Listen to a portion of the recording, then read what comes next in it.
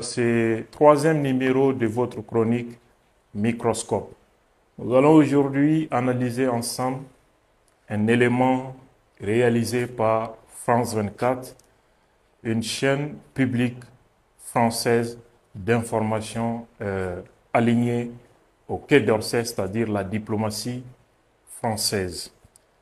La séquence vidéo de 4 minutes est une compilation des vidéos de propagande terroriste montrant le déroulé des attaques terroristes contre deux camps militaires, deux emprises militaires au Burkina Faso, le camp à Diapaga et celui de Djibo.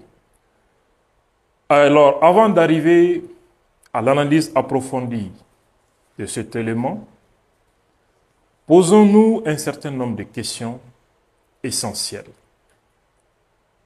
Des questions toutes simples. Cette chronique n'est pas un espace de divulgation, de diffusion d'opinions abstraites. C'est une émission d'analyse, de questionnement, puisque je fais foi à la capacité d'analyse et de compréhension de l'ensemble des auditeurs et même des téléspectateurs de cette chronique. La première question. Posez-vous la question de savoir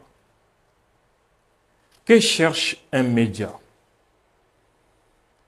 en s'évertuant, vaille que vaille, à amplifier les attaques terroristes, à amplifier les discours terroristes, à amplifier, à donner un écho médiatique international à la communication des organisations criminelles.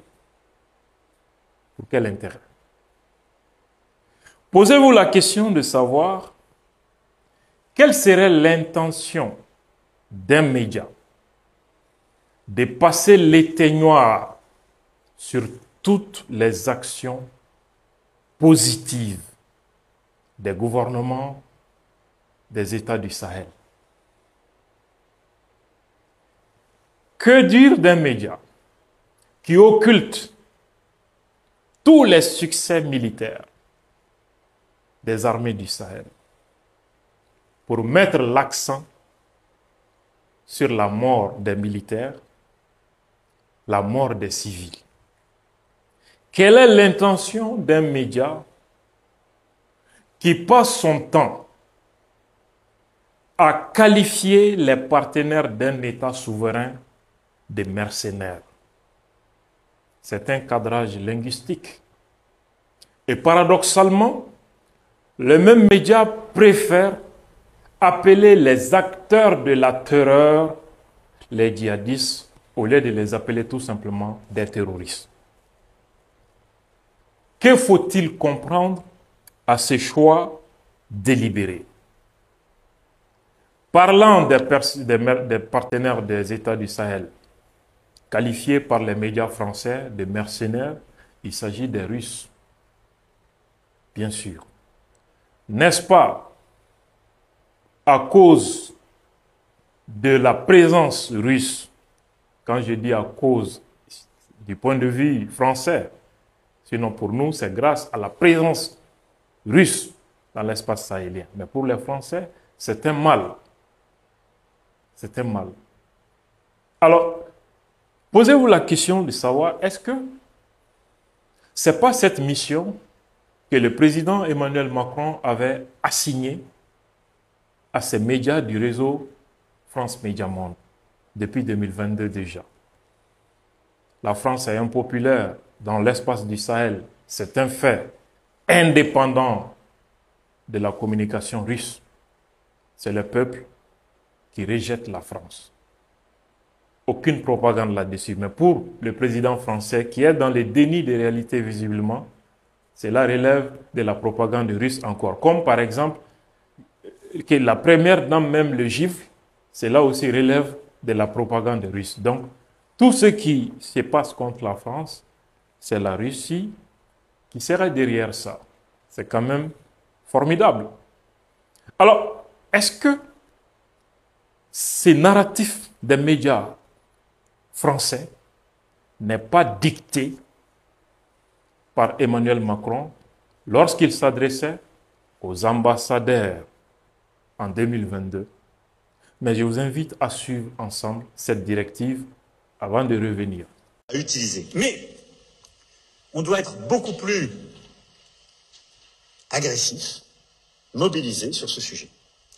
C'est pourquoi nous avons créé ces dernières années un poste d'ambassadeur justement dédié spécifiquement à cette question qui est absolument fondamentale et qui à mes yeux est, comme je viens de l'évoquer, clé et qui permettant justement de travailler sur la diplomatie publique en Afrique permet d'installer notre narratif et de donner nos arguments.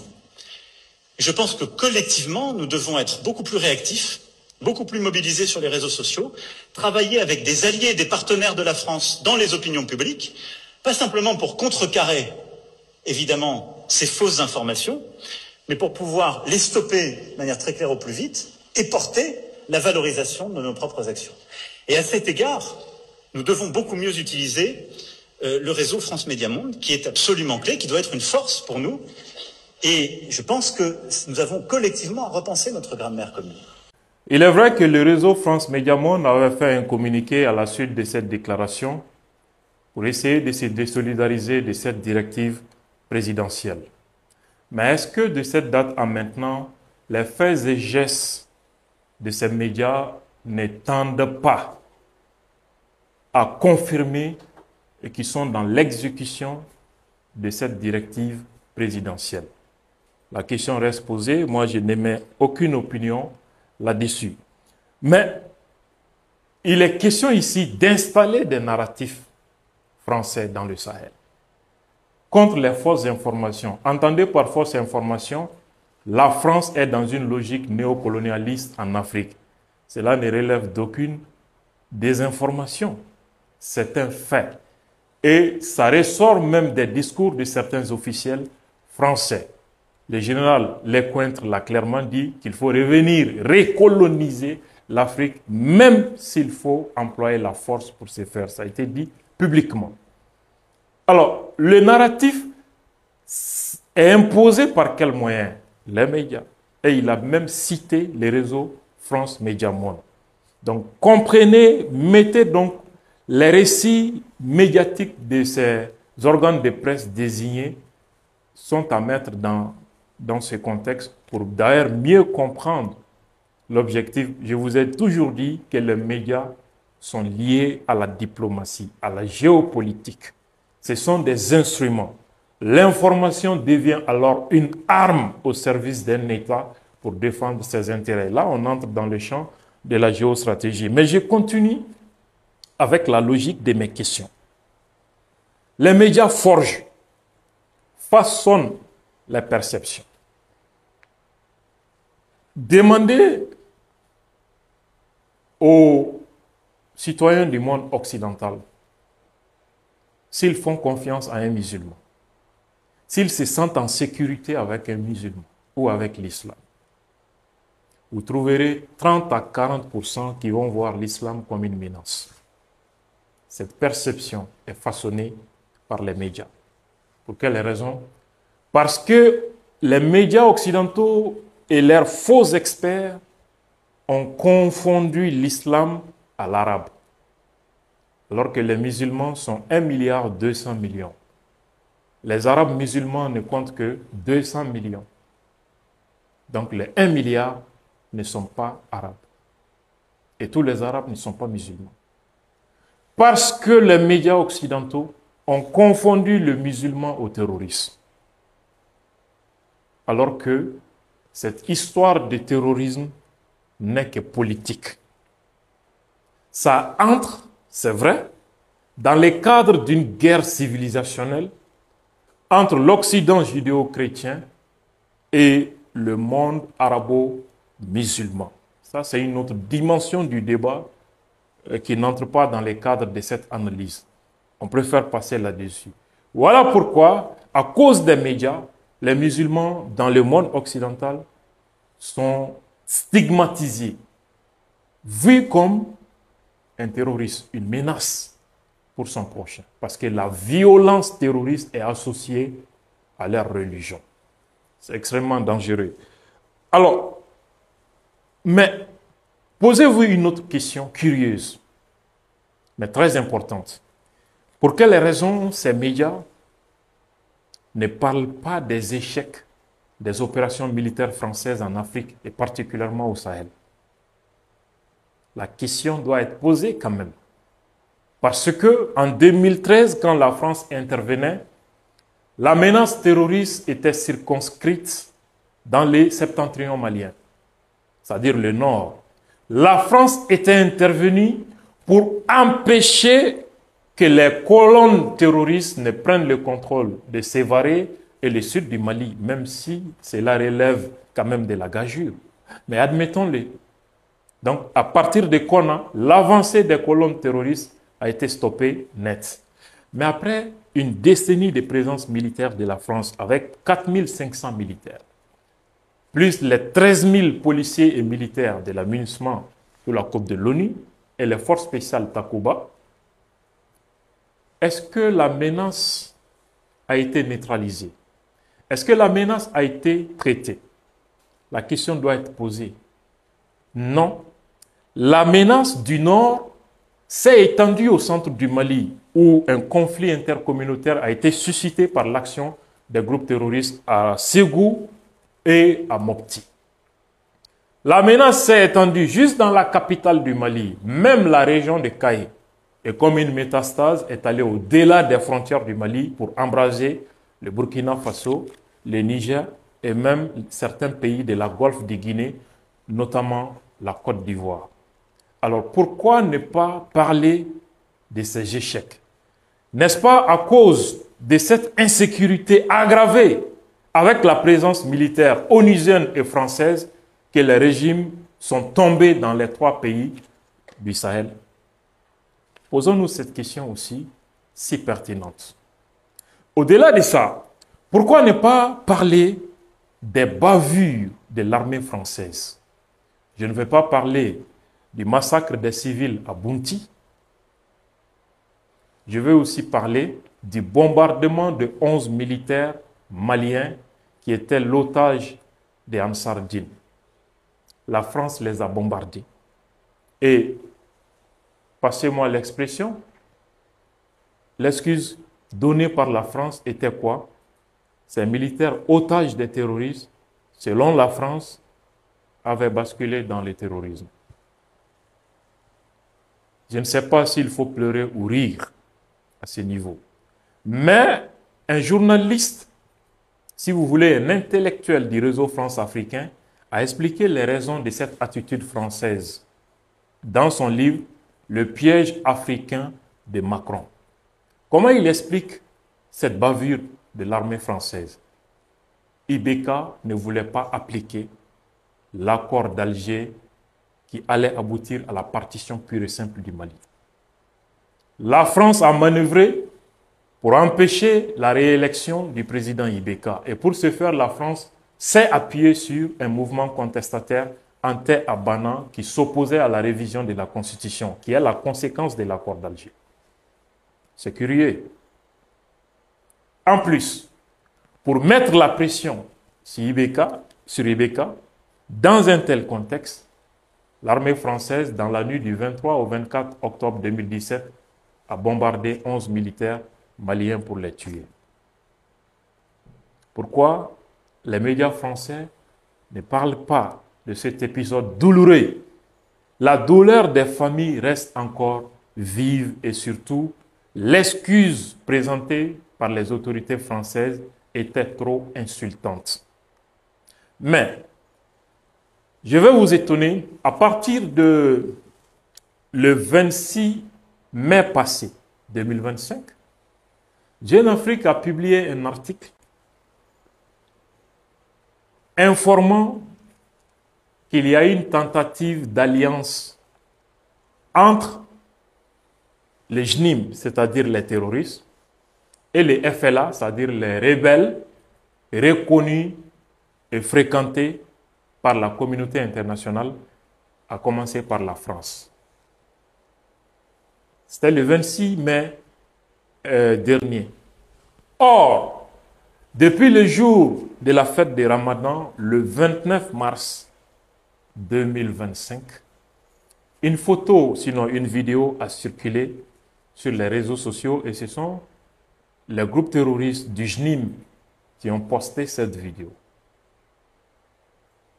Vous voyez l'image sur l'écran. À votre droite, à ma droite, l'homme en banzin bleu s'appelle Al-Gabas Aguintala, le leader de la CEMAN, qui est une entité reconnue par la communauté internationale et qui avait même signé l'accord de paix avec le gouvernement malien. À gauche, vous avez les terroristes les plus recherchés, entre guillemets, Iyad Agali. Et devant, celui qui fait office d'imam pour officier la prière s'appelle Mahmoud Bari, un autre leader du JNIM. Malgré cette évidence, depuis le 29 mars 2025, les médias français tentent aujourd'hui de nous faire croire, au mois de mai, qu'il y a une tentative de discussion, de dialogue entre ces entités pour essayer de faire une alliance. On veut noyer le poisson dans l'eau.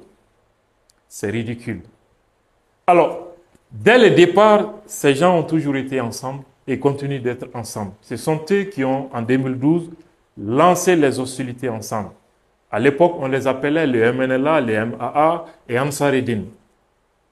Après l'intervention de la France, ces trois entités ont fusionné pour donner la CEMA. Ibeka a eu à le dire lors des pourparlers à Alger. Nous savons que Ansar-Eddin est à table avec un autre nom. Nous ne sommes pas dupes. Il faisait allusion à Al-Gabas Aguintala. Après les retraits des Français et de l'amunissement et que l'armée malienne a libéré Kidal, ils ont encore changé de nom pour devenir CSP-DPA. Et aujourd'hui, on les appelle FLA. La communauté internationale, que cachent ces discours médiatiques?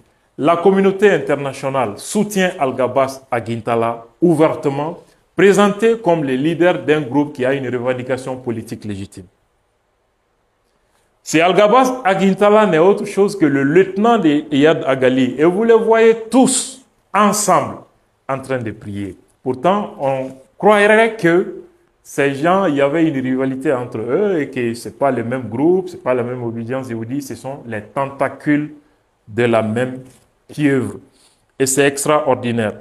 Alors, ce que je vais vous présenter à présent est la séquence de France 24, qui est une compilation des vidéos de propagande terroriste diffusées largement sur la page Facebook de France 24. Je vous invite à suivre cet élément avant de revenir pour analyser point par point.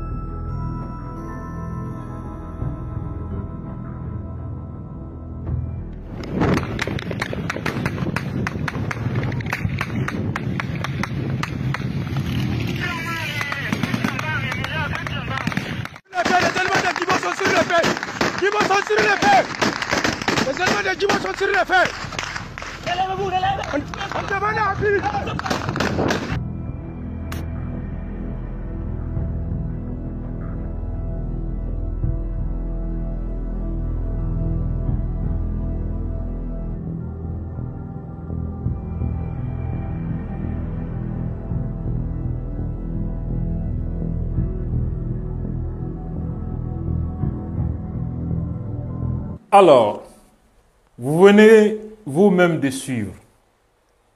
Quelle est l'intention de France 24 en compilant les vidéos de propagande terroriste pour les diffuser sur ces plateformes numériques? Quel est l'objectif derrière cette publication? Les chartes éthiques du journalisme, notamment la charte de la Fédération internationale des journalistes, interdit formellement que la publication d'un média sert à glorifier l'action d'un groupe violent. C'est formellement interdit en journalisme. J'ai entendu David Bachet aussi poser une question: comment informer sans faire le jeu de tel ou tel belligérant? La question est quand même pertinente. Mais j'informe mon confrère David Bachet que informer est différent de relayer. Ici, on n'est pas en train d'informer, on est en train de relayer une vidéo de propagande. Deuxièmement, montrer est différent de glorifier. Ici, on voit les narratifs de puissance. Montrer des organisations terroristes en état de puissance, dans des colonnes organisées, avançant vers des emprises militaires, les prendre d'assaut et les prendre. Montrant les soldats en détresse. C'est pas seulement ici un exercice d'information ou de montrer, de présenter les faits, mais c'est une façon de glorifier des actions qui se passent clairement. Donc, il a la réponse déjà à sa question. Alors, il est formellement interdit à un journaliste selon les chartes éthiques. J'ai parlé de la charte de la Fédération internationale des journalistes. C'est formellement interdit à un journaliste de servir les intérêts des groupes violents. Quand vous suivez cet élément, l'élément est à l'avantage des terroristes ou pas? Bien sûr. Ça suscite la peur chez les populations, ça suscite la peur même chez les forces de défense et de sécurité. C'est ça l'objectif du terrorisme, susciter la peur, le sensationnalisme. Et en diffusant ces images, France 24 contribue à la diffusion de la propagande terroriste. C'est également pénalement réprimé en France. L'article 421 du Code pénal français interdit formellement un message glorifiant, même indirectement, l'action des organisations ou les propos des organisations terroristes, formellement interdit. Mais France 24 se permet de le faire en violation de la déontologie et la législation française en la matière. Donc, il tombe sous le coup de la loi. Qu'est-ce qu'il tente de faire ici? Affaiblir le moral des soldats et de la population. Parce que montrer ces images et des soldats en détresse, quand les soldats s'assoient pour regarder ces images, le fait que ça provoque, ils ont le sentiment soit d'être abandonnés, soit d'être mal équipés. Ce qui joue sur l'engagement des militaires sur le terrain. On se pose la question si ce n'est d'ailleurs pas ça l'objectif de France 24 en compilant et en diffusant ces vidéos de propagande terroriste. Il y a un autre message camouflé. Ça, c'est la présentation de l'image du capitaine chez le président Poutine. Là, on entre dans la géopolitique. Qu'est-ce qu'ils veulent insinuer? Ces attaques ont lieu au moment où le capitaine Ibrahim Traoré se trouve en Russie. Une manière de discréditer les réponses militaires apportées contre le terrorisme. Une manière de discréditer le partenariat stratégique entre le Burkina et la Russie et par extension entre la Russie et les pays de l'AES. On entre maintenant dans la géopolitique parce que l'ennemi de la France dans le Sahel, c'est la Russie. Pourquoi? Parce que ces États du Sahel ont rejeté la France au profit d'un partenariat stratégique avec la Russie. Donc, tous les moyens sont bons pour ternir l'image de la Russie, pour montrer l'inefficacité de ce partenariat et montrer les terroristes en puissance. Avec des colonnes de motos, ils donnent l'impression que ces zones échappent au contrôle de l'État, donc une perte de souveraineté. Une perte de souveraineté. Malgré le partenariat avec la Russie. Mais ce que les médias cachent ici est que ces terroristes ont pris presque l'ensemble des territoires de ces trois États avec la présence de la France et de l'amunissement. On n'en parle pas. Et aujourd'hui, ces États ont le contrôle de toutes les grandes villes. Il n'y a aucune ville aujourd'hui sous occupation djihadiste. L'insécurité est là. Des attaques continuent, mais aucune grande ville n'est aujourd'hui contrôlée par des organisations terroristes. Ce qui était le cas avec la présence de l'armée française et de l'ONU. On n'en parle pas. On en parle d'ailleurs très peu. Et également, l'attaque des prisons. Ça, c'est une façon de décrédibiliser les institutions régaliennes, la justice, la sécurité et l'armée. Voilà à quel jeu ça donne les médias de propagande terroriste, vecteurs de la communication stratégique des terroristes. Mais ce qui est une bonne nouvelle dans cette histoire est que les peuples africains ne sont plus dupes. Ils sont en train de comprendre comment fonctionnent ces médias. Quel est l'objectif recherché par ces communications? Et rien qu'à regarder les commentaires sous cette publication de France 24, vous allez vous rendre compte à quel point les opinions, que ce soit françaises, africaines, sont déchaînées contre cette manipulation et cette complicité des propagandes terroristes. C'est ça d'ailleurs la bonne nouvelle. Les commentaires sont là pour en attester et ça existe toujours disponible sur la page officielle de France 24. Nous demandons encore au public africain de comprendre les enjeux, d'avoir une attitude responsable et critique vis-à-vis de ces médias. Analysez toujours leurs propos. Cherchez à connaître leurs intentions. Cherchez à connaître leur façon de présenter les conflits au Sahel, les langages utilisés et les images qu'ils diffusent. Ce n'est pas gratuit. Il y a toujours un objectif politique qui se cache derrière. Nous remercions tout le monde. Sincère remerciement au directeur de la CMSS dont la générosité nous permet de créer cette chronique et également Mohamed Ba du Burkina Faso dont la générosité nous permet d'installer cette chronique et nous comptons sur la contribution morale, intellectuelle, matérielle et financière de toutes les bonnes volontés. Nous sommes joignables au 78 36 56 31 pour des suggestions et pour des conseils. Si vous êtes en dehors du Mali, ajoutez le code indicatif 00223 78 36 56 31. Je remercie l'équipe technique dont la disponibilité et les sacrifices permettent la réalisation de cette chronique et on se dit à la semaine prochaine pour un nouveau numéro.